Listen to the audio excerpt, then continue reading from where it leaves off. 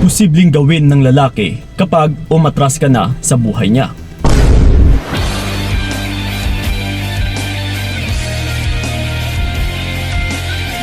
Yon.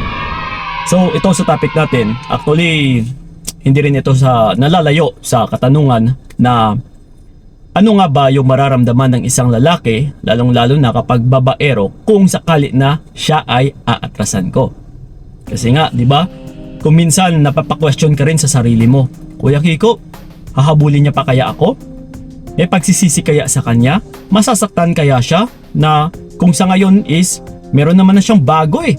So baka pwera na ako, tsaka kasi nababaling na yung loob niya or yung atensyon niya doon sa bago. So yun, no?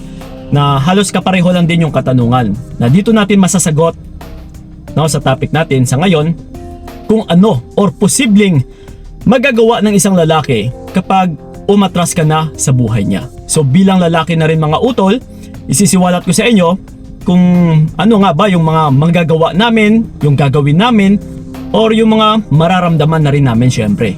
So actually kasi even sa akin, nangyari na rin na naatrasan ako ng babae, no? Actually hindi lang isang beses. So but kailangan nating tanggapin pa rin. And actually matagal-tagal na rin na panahon yun. Kasi syempre nagbago na tayo. Wow. But well, no? So ngayon, kung sabihin man natin, kasi yung mostly talaga na question or napapa-question kayo sa sarili ninyo kapag yung isang lalaki is salawahan or lalong-lalo na kapag meron ng bago. 'Di ba? Dito ka talaga mapapatanong na, uy, babalik pa kaya siya sa akin? May puwang pa kaya ako sa puso nito? No, may posibilidad pa kaya na hahabulin niya ako or babalik siya sa akin? Well, kung napanood nyo rin yung isang video ko, no, nakaraan lang, na hindi naman ganun katagal na, no? Sa totoo lang po, diretsahang sagot ay makakaramdam at saka makakaramdam pa rin syempre ng kirot yung isang lalaki na, take note ha, minahal mo. Kapag pinaramdam mo kasi sa partner mo na lalaki na minahal mo siya nang walang halong biro, pagloloko, or yung tipong seryosong-seryoso ka talaga, no, binubuhos mo sa kanya lahat-lahat, pinaramdam mo, pinakita mo na mahal mo siya. Syempre kahit sabihin man natin na siya ay isang maloloko, ay mapapaisip at saka mapapaisip pa rin siya syempre. Magkakaroon at saka magkakaroon pa rin siya ng pagsisisi. Hindi man natin masabi na agad-agad, pero pagdating ng araw, kasi ako na mismo utol, naggagarantiya sa inyo, no, na hindi po lahat ng babae ay pare-pareho. And matitiyak ko rin sa inyo na hindi lahat ng babae ay kagaya sa iyo. No, na mapagmahal, marunong mag-aruga, marunong mag-asikaso, na pinaparamdam mo talaga na minamahal mo siya as partner mo na lalaki. Yes, kasi kahit sabihin man natin na meron siyang bago, still maipagkukumpara pa rin niya ng partner mo, no, kung sino man yung bago niya versus sa'yo. Halimbawa, niloko ka niya and then umatras ka na. So, syempre yung unang mangyayari or response ng isang lalaki or automatic response ng kanyang sarili is syempre parang babaliwalain niya lang muna yung pag-atras mo. No? Hindi niya ito ipapakita or ipapadama sa'yo. Magmataas-taasan pa rin ito syempre. Pero pagdating ng panahon, halimbawa nakikita niya na padahan-dahan ng kakonti-konti yung ugali ng bago niya na may something pala na mas malala pa pala compare sa'yo, ay dito na siya konti or dahan-dahan na magsisisi na, uy, okay pa pala yung dati ko, kasi yung dati ko talagang seryoso yun sa akin, mapagmahal. And then ito ngayon yung bago ko is parang pinalit ko nga siya, or ito nga yung pinagpalit ko, pero parang pera lang naman yung habol nito sa akin Parang pera-pera lang yung galawan nito. Oh, no, yung relationship namin is parang umiikot lang din sa pera. Na kung wala akong ibibigay, parang hindi niya naman ako mahal. No? So, yun na nga, darating at darating talaga sa punto na yon na yung partner mo na lalaki or yung ex mo ay mapapaisip at saka mapapaisip pa rin. And ito na ngayon, kung halimbawa pagdating na ng panahon na siya ay magsisisi, ito na kung minsan nagtataka kayo na, Kuya Kiko, kung kailan naka-move on na ako is eto ngayon, nagparamdam yung ex ko. Bakit kaya? Kasi balikan natin yung sinabi ko kanina na dahil pinaramdam mo sa kanya na minamahal mo siya noon.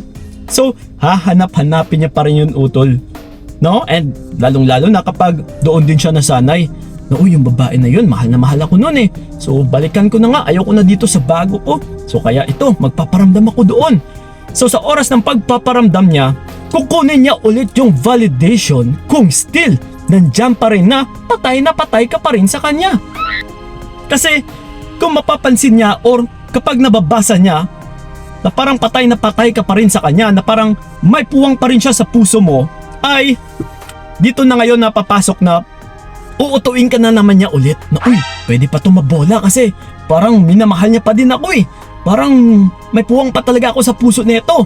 Kaya ayun, halimbawa naging responsive ka, ayun, tutuloy na naman yan, papasok na naman yan sa buhay mo, at saka guguluhin niya na naman ulit. Ganun po yun, kasi noon pinagbigyan mo siya na nakapagloko na sa'yo, and then ito ngayon, tinanggap mo pa, for the second time around. So talagang mas lalo lang lalaki po ulit yung ulo nito, na buong akala mo magbabago dahil pinagbigyan mo. Hindi po, utol, mas lalo lang po yan lalala. Kaya sa mga umaasa dyan na para baka naabuong akala ninyo kung tinanggap ninyo sa sa pangangalawang pagkakataon o sa pangalawang pagkakataon, naabuong akala ninyo ay magbabago. Ito itaga ninyo sa bato. Hindi na po yan magbabago, mas lalo lang po yang lalala. Kasi sa actions pa lang ng pagtanggap mo sa kanya, is mas lalo mo lang pinapakita na pwede kanyang abusuhin ulit. Nandito lang ako, magpapaabuso sa'yo, kaya balik ka na, come to mama. Yun, ganun po yun. So yung buong akala mo talaga, or lingid sa kaalaman mo, sa paniniwala mo na akala mo magbabago siya, pero pagdating naman sa amin na side, na mga lalaki, iba po yung maiisip namin. Magkaiba po tayo ng pananaw babae at lalaki. So pagdating sa amin is yun na nga ang maiisip namin na tanga-tangahan pa rin to pwede ko pala tong mauto pa din. Biruin mo, niloko ko na dati, nakatikim na ako ng iba't ibang putahe, and then ito ngayon sasaluhin niya pa din ako. So okay to. Kaya next time, diba, kung nagtataka kayo kung bakit gano'n na naman niluloko at saka niluloko pa rin kayo ulit, paulit-ulit. Yes, utol.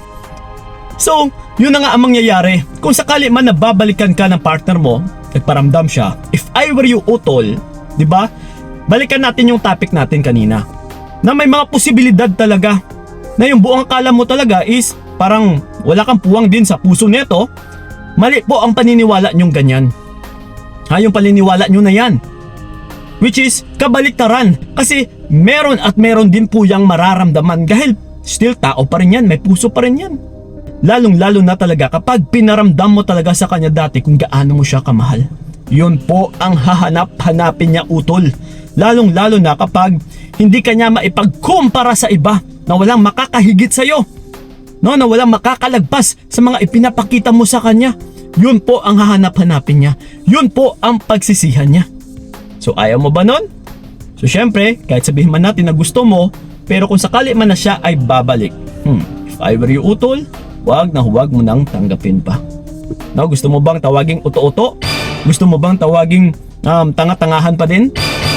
Bilang isang babae na rin sa inyo, syempre kailangan nyo ring bigyan ng respeto ang inyong sarili. Kaya nga natin ito sinisiwalat sa inyo, dahil yung buong akala ninyo is kayo yung talo. Kayo po yung panalo, utol. Nawalan ka ng partner na isang manloloko na manggagamit na hindi ka naman totoong minamahal. Diyan pa lang panalong-panalo ka na Kasi ano pa yung reason kung bakit tayo mananatili sa isang relationship na hindi ka naman minamahal? Ikaw lang yung nagmamahal, utol. So hindi naman pwedeng ganun na isa lang yung nagmamahal. Dapat dalawa, di ba? So kung alam mong parang ikaw lang yung nagmamahal, sakit sa ulo yung binabalik ng partner mo sa'yo, wala kang peace of mind, paniwalaan mo na po yan, utol, na hindi ka minamahal. Dahil nga hindi ka minamahal ng partner mo, kaya ka nabibigyan ng sakit sa ulo. Yun ang pinaka-simple sign na red flag agad yung tao na yun, dahil sakit sa ulo. Kasi kung may pagmamahal, peace of mind yung ibibigay nito sa'yo. and happiness, kapayapaan, masarap kasama yung partner na ito. Kahit saan man kayo, merong kaligayahan. Ganun dapat yun eh. Yung walang halong kapraningan, kabalastugan, no, kabalisaan. So ganun po. So kung hindi mo pa naranasan yan, no, yung pinaka-pure na pagmamahal, tapusin mo muna yung relationship mo na yan na walang kwenta para maranasan mo yung pinakamasayang relasyon. Okay? So yun ang po mga utol, sanay na unawaan ninyo at saka sanay nakatulong talaga yung video na ito. Sa mga nais pala akong makausap one-on-one, i-PM nyo lang po yung aking FB page ng Payong Kaibigan ni Kiko. Yes, magsiset po tayo ng appointment para sa inyo. Ako po mismo ang makakausap ninyo. So yun lang po. Maraming salamat. So ingat kayo. God bless and babush! Coach ng pag-ibig, si Kuya Kiko lang ay sapat na sa mga